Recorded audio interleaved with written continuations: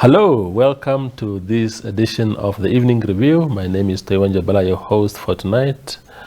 Let's look at the front page of today's Namibian Sun before we go to a very exciting interview with Lazarus Jacobs later.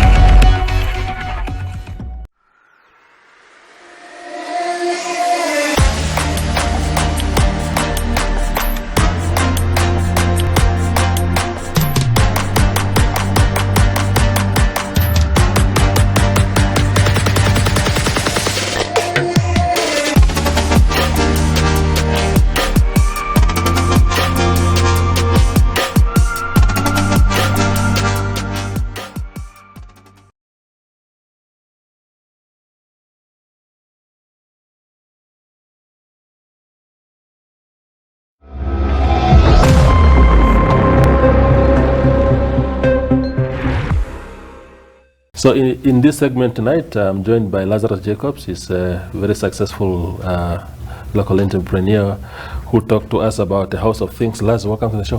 Thank you, Toyo. Thanks for having me. Yes. Just first, Laz, you rose really fast in business. A lot of people would argue that way. To what do you attribute that rapid rise in business? I don't think that I rose fast in business. Our company will be 17 years old today. Yeah. I mean this year, so I don't know whether that's fast. But I think one of the attributing factors to the fact that we're able to diversify over a short period of time like that is the timing was perfect. Yes. It was just one of those. It's just one of those once in a lifetime type of things that you see an opportunity, you go for it, and then you expand your business. But the growth curve was very, very, very, very long. Yeah. As a black business person, of course, given the history of our country, would you say there are challenges that you encountered along the way merely due to your skin color and the history of our country, maybe? Oh, absolutely. That goes without saying. That there's one of the biggest challenges that a lot of black entrepreneurs face. Faces is credibility. As a black person already, given the history of our country, you are born suspect. Yeah. So now you have a black person that's starting a business. Yeah. And business means money. So now if you go to a financial institution, you want money.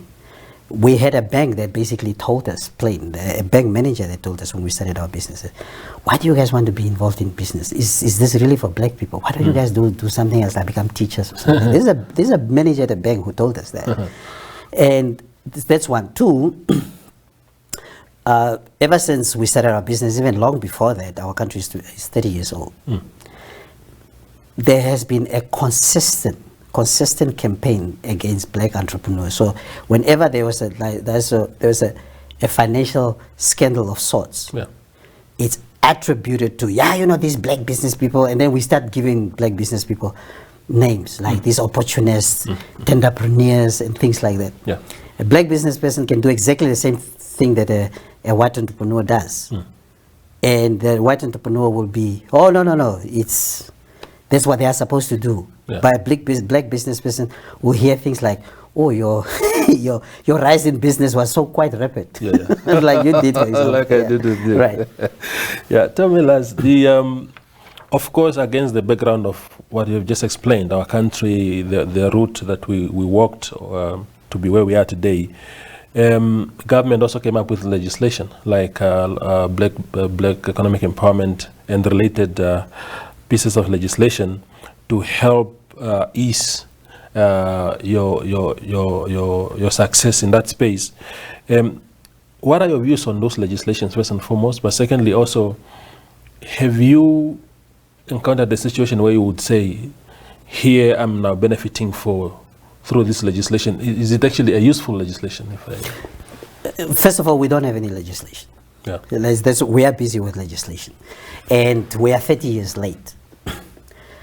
And I understand where that comes from, because when the country became independent, we were basically focused on social reconciliation and political reconciliation. Yeah. There was no concerted effort on an economic reconciliation, if you want to call it that. Yes. So, which means at the end of the day, because there was a lack of proper legislation to govern black economic empowerment, the system became a predatory system where it was survival of the fittest. So if you're a black business person, you could go somewhere and get a loan, or you could have access to public procurement. But it was not properly managed. So a lot of these institutions like parastatals and things like that, which used to issue tenders, which are still issuing tenders, they were left to their own devices to make sure that black people will get access to public procurement. Yeah. Now, the legislation is needed. Black economic empowerment or the NEF bill or whatever is needed in our country. And however, we need to start becoming uncomfortable with being comfortable in our country. We are too comfortable with an abnormal situation. Yeah. So that's why, and we can get deeper into that. That's why this type of legislation is not about just black empowerment. It's about growing the economy. A model where a minority controls the economy for the majority, it cannot work. It's a recipe for disaster. And I always say that until we enact that legislation, when you remember when we're talking about black economic empowerment, we're not just talking about people like myself who have established businesses. We're also talking about the young men and women who's an aspiring entrepreneur, who needs to, this is where we start talking about equality and equity. We need to give them an opportunity to start businesses as well. Yes. Yeah. Yes. Now, in your case, of course, you spoke about the lack of legislation that can properly shape this kind of activities. But in your case, there's a lot of people who look at you and say, maybe Lazarus has benefited from this policy or this narrative of black economic empowerment. You spoke about diversifying the business earlier on. You are in fishing. You are in these are national resources now. Sure. Fishing, EPLs, oil and gas exploration, properties, which means ownership of land. Was it by sheer luck that you are involved in these things, or was it because they said, okay, let's get this black person into fishing, into EPLs, into gas and oil exploration, for example? You see, I think what made our model a little bit different to a lot of our brothers and sisters out there who are in the same field is this. Let's talk fish. Let's take fishing, for example. Yeah. We applied for exploitation rights for fisheries just like everybody else. Yes. So now there are some people who decided, okay, that's a get rich quick scheme. Yeah. We get a quota, we sell it, we make money, we sell the money. Yeah. But what we did at Paragon is we went a step further. We said, no, we want to add value. So we developed a brand. One of the biggest strengths that we have in our business, and that's what Des and I did right from the beginning, we immediately identified the importance of having strong marketing tools in your business. Yeah. So we have a strong team. We have a team of people for the past 16, 17 years that help us to develop brands, to market our products and services properly. Yeah. So one of the things we did for fish with our exploitation rights for fisheries, for example, was we created a brand called Chow. And Chow, what we did with Chow is we rolled out about 170 or 184 freezers for free in the informal sectors. Yeah. We gave them for free and we said, but you need to sell our fish. So we created a brand. We have frozen packs and we have tent fish, and we're selling it in the community. So now somebody is going to turn around and say, Laz, yeah, but you also got a fishing quota, true. Yes. But what did I do with that quota? And that's a mentality we need to start. We need to start inculcating, especially amongst black entrepreneurs, that it shouldn't just be a matter of get rich quick schemes.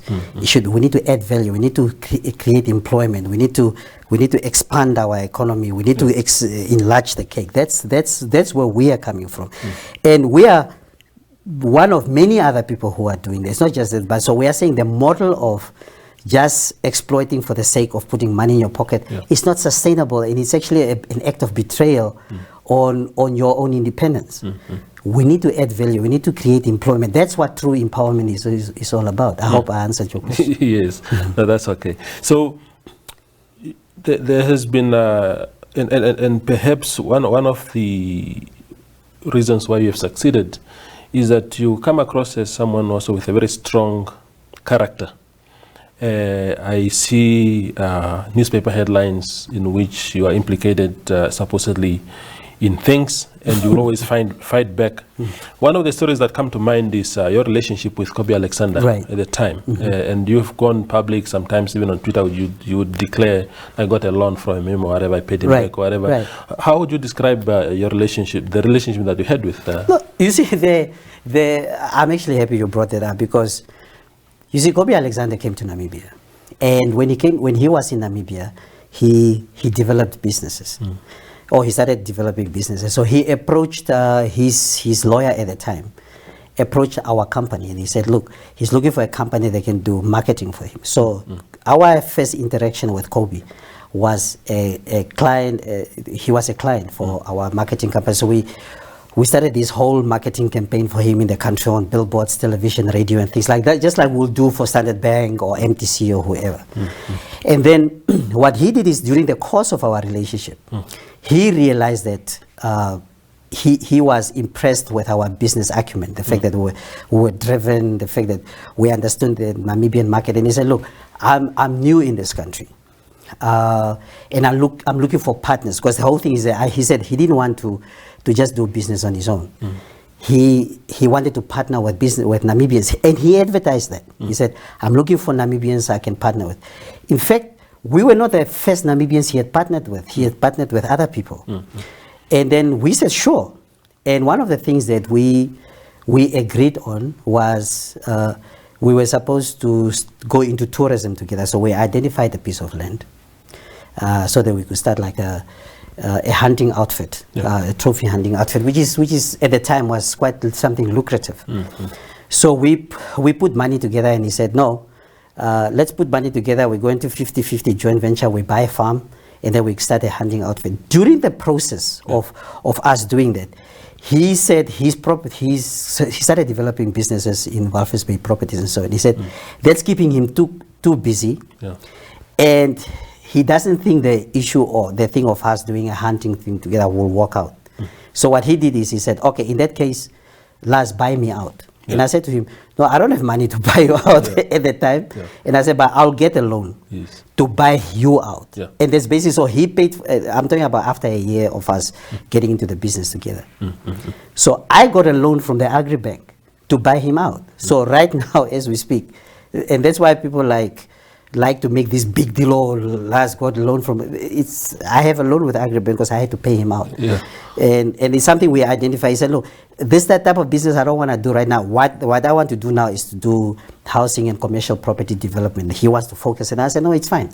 And that's basically what this whole thing. So when people read, I think his affidavit in court, like, oh, Kobi gave Lazarus a loan of 3 million. Oh, Kobi, no, my favorite part was Kobi bought Lazarus Jacobs a farm. It's right, that farm belongs to Agribank. Sure. Right. Now, as a business that has built reputation, ethics and moral practices, when you were getting into partnership with a man who was wanted in the USA for very serious financial crimes, what was your thing around that? You see,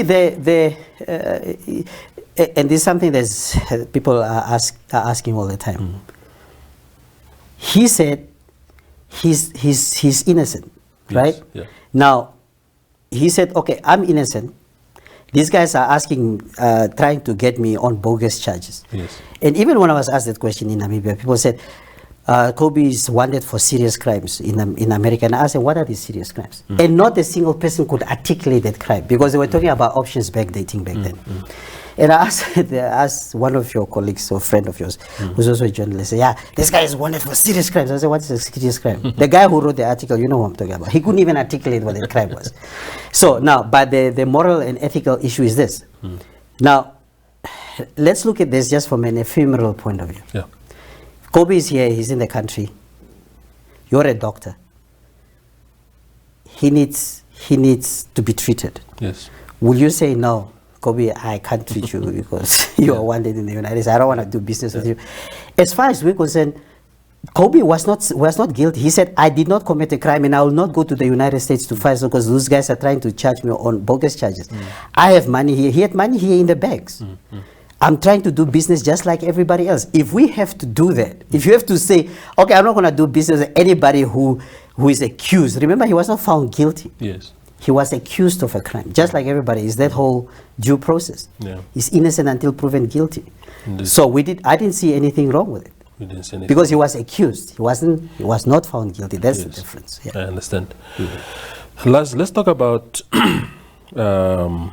politics, the politics of our country, because business and politics somehow there's a symbiotic relationship. Yeah.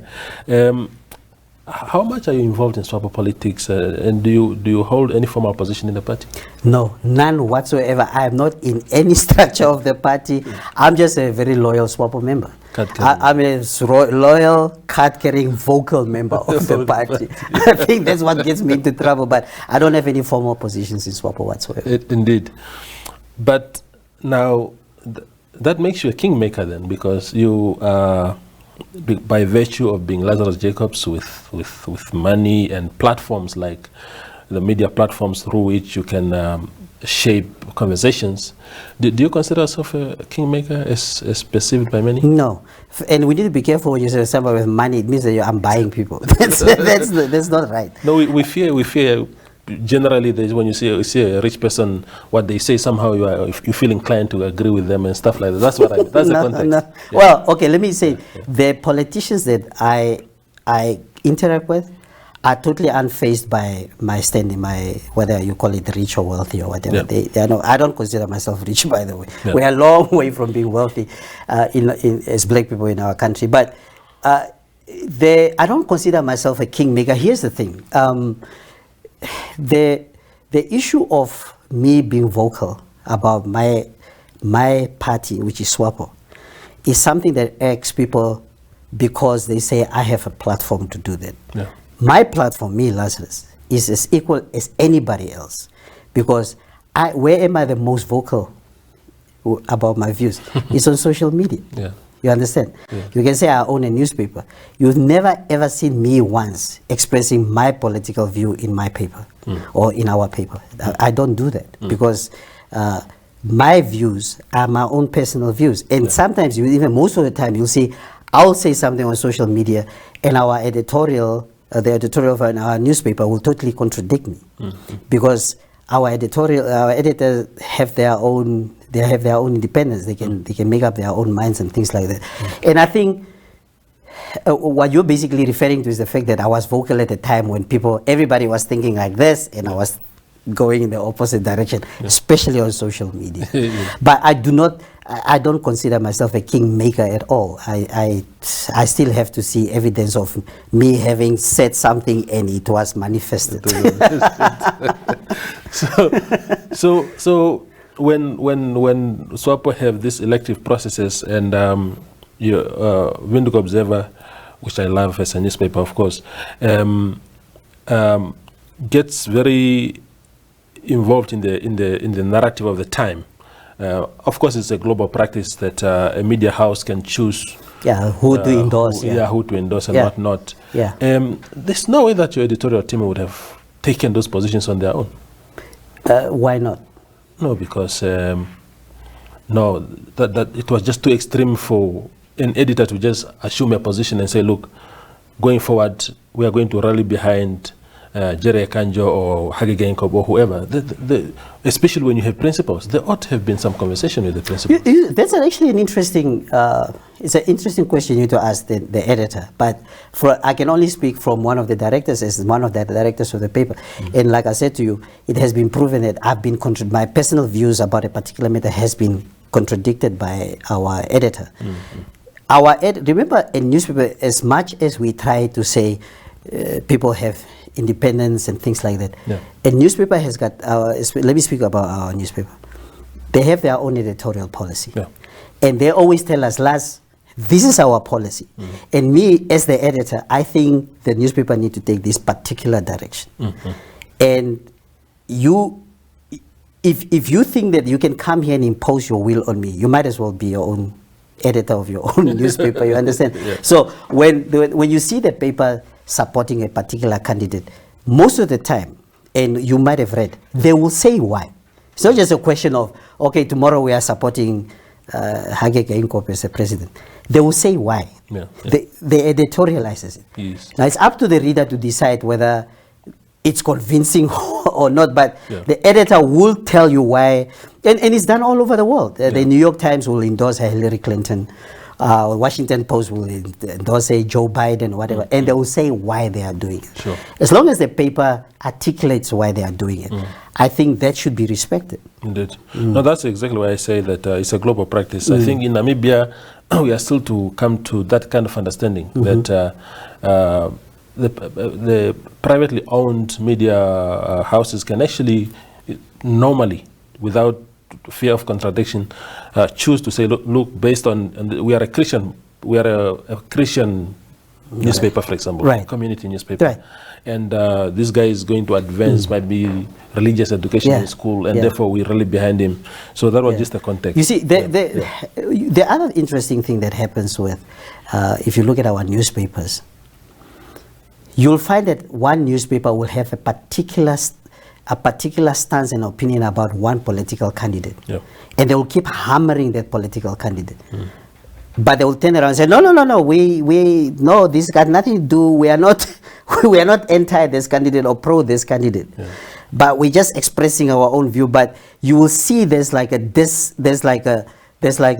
misrepresentation of their views about the candidates that are advanced in a particular political stage. Our newspaper is brave enough to articulate their stance, and I think they should be respected. I mean, they should be applauded for that, instead of being hypocritical about it. Indeed. The second last question, Mr. Jacobs, is when you are a businessman, is it important to be a Swapo member? Because, or in other words, do you stand to benefit to succeed more in business in this country if you are a business person who aligns with the ruling party? Okay, before I get to the ruling party stuff, let me say, as a business person, you need to have a political opinion. I believe in that. This thing is, don't mix business or politics and stuff. And let me put this into context. I come from a very unique generation. My generation was a highly politicized generation. We are the last generation that became politically active just before independence. We are the ones who participated in the school boycotts in '88. We are the ones who organized the largest school boycott, not me, but our generation. So it's very, very difficult for us to divorce ourselves from that background. So if I become a Namibian businessman, for example, our company in total probably employs about 160 people, and 98% of those people are Namibians. 70% of those people are women, and probably 99% of those people are black Namibians. You understand? So I have a particular set of consciousness that informs me as a business person. That's on the one hand. Now, to come to be, it's important for you to be a Swapo member? No. Well, I succeed without succeed in business if I'm just saying. I know. Look, I'm actually happy you said that. Let's do this, right? What are the biggest controllers of our GDP? What informs our GDP? Which industries? Let's name them: mining, agriculture, probably fisheries, financial services. What else? Okay, let's say of the top 4 drivers of our GDP, right? How many black people and how many Swapo members control that? No, that's a fair question. You see, so does that make it important to be a Swapo member, to be a business person? But those are established industries. At the lower level, at entry level, people want to, if you're entering that business space and you want to win tenders, you want to win some sort of preferential treatment somehow. What you're just describing is corruption. You understand? So, and those are two different things. So we can talk about corruption in a different context. But I'm saying as a Swapo member, if there are people who join Swapo because they want to become successful to win tenders, that's just plain corrupt. Then they are actually betraying the ethos and the values of the Swapo party. The Swapo party is not about that. And it's the same thing with somebody said something stupid the other day on social media. Sorry, I'm considering it stupid because it's really, really stupid. It means it's unintelligent. To say, Lazarus was supporting Hage Geingob because he wanted a job. Why is it that we're trying to treat Swapo like some lottery, that you need to win something? Why is it that Swapo has, we just celebrated our 60th anniversary. Swapo has gone through many crises, right? And the reason why Swapo is still standing, a lot of these parties, just check since independence, how many parties were established, how many exist now. Do you know why the others did not stand? Because they did not have a principle to stand on. Swapo's principles are strong. That's why Swapo is able to withstand challenge upon challenge. I joined Swapo because of the values of Swapo. And because, by the way, when I joined Swapo, it was one of those automatic things. You are black, you are oppressed. Swapo represents you. You toe the line, and then you start opening up your mind up until I went into Nanso and things like that. I started realizing what the struggle was all about. Like, just like every black Namibia was like, oh, stay away from politics. I want to study. I want to finish my high school and stuff. And then somebody said to me, Laz, look, this thing with politics and Swapo is serious. We have back then, I don't know how old you are. You're probably Benny's my younger brother. So there were these military bases, these Kufuts at military bases next to the schools in the north, and these guys were raping kids. Young women. They were abusing and raping and whatever. And Nanso led then, I think, by Shihwameni. Decided, guys, this cannot continue. That's when I became politically aware, and that's basically what informs a lot of the decisions that I'm taking. So I'm just saying straight to you, it's important for you to join Swapo as a businessman so you can become successful. No.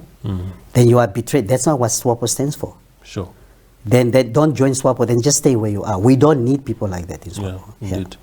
The final question, Lazarus, is how is business, including your own, affected by the current, not even the COVID-19 situation, but by the fact that our economy hasn't been growing very well for the past couple of years?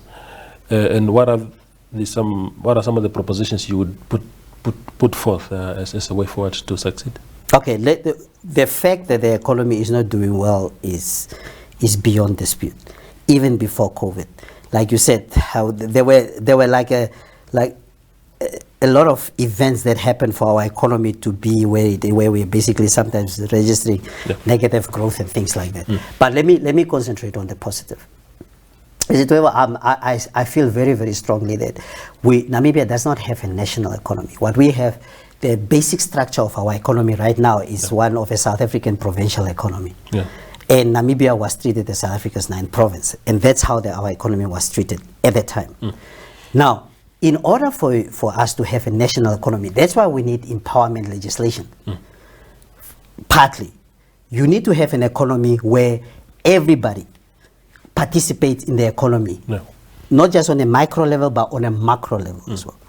So, we need to do a couple of things. One, the very first thing we need to do is we need to concentrate on national food security. We cannot have a situation where we import 70% of our food when we have water and land and rivers. You understand? Perennial rivers. It's just inexcusable. The reason why we do not produce our own food is because we were treated like a provincial economy. Now we'll get fruit from Cape Town. We'll get vegetables from maize from Mpumalanga and things like that. So that's what we need to do. There's a second thing. When you look at agriculture, let me just touch on agriculture quickly. I farm, right? And we do not have a national feedlot. So which means that we export all our heifers and tollies to South Africa on hoof. These are to be put in feedlots in South Africa, fattened up, slaughtered there, and they bring that meat back. Our own meat. That model is not sustainable. So we need to concentrate on national food security. And I'm using the word happy liberally here. This challenge that we are facing now with COVID-19, who was it? There was president or somebody who said we must never waste a crisis. it will give us an opportunity to start saying, okay, and I must say here, and I admit, because with all the talks that I do with entrepreneurs and so on, I must really, really congratulate a lot of these young Namibian entrepreneurs. They are really going out there there's somebody doing masks, there's a woman who's doing pillows, there's a woman who started a fast food delivery business and things like that. Young people are starting to become very entrepreneurial, and they're just not talking about it, they are really enterprising. And that is the opportunity. Secondly, we need to look at our financial sector, our financial services. Our banks, some of our banks did not come to the table at all. The government has given them they did not oblige, it was not mandatory. They gave them an option to implement certain things. We need to have banks that are really, really, really working with Namibian entrepreneurs, because everybody, not just entrepreneurs, but people like yourself, people like myself, people who have home loans and things like that. People are complaining that these banks are really, really killing us. The insurance companies are really, really, they don't understand what's going on. We need to have financial institutions that reflect the national identity of this country. Until we do that, we will just be we'll just continue to be a provincial economy. So government, and for us to reach that, government will have to make very, very unpopular decisions. Somebody actually proposed to me, proposed the other day, he said, Laz, you know one thing that we can do to really fix this economy? We need to make unpopular decisions. Let's collapse the economy. Let's collapse this economy, because the poor are saying, this is not our economy anyway, even if it collapses, how is it going to affect me? You know, I'm not making money from this economy. Let's collapse it and start rebuilding this economy, especially the structures of our economy, because we are, whether we like it or not, we are a third world economy, but if you look at the regulations around the financial sectors, we are like a first world economy. You follow what I mean? So those are things that we need to rethink. It is not just a matter of organizing a little committee to make recommendations. It's a long process. It's a marathon. It's not a sprint.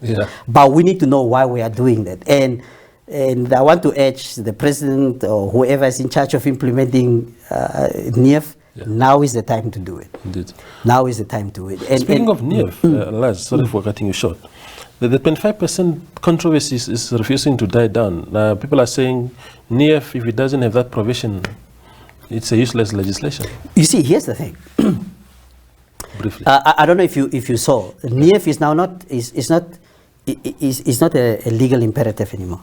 It's a business imperative, which means that the government is not forcing companies to have their 25% mandatory clause anymore, which I had a problem with. But luckily, it has been removed now.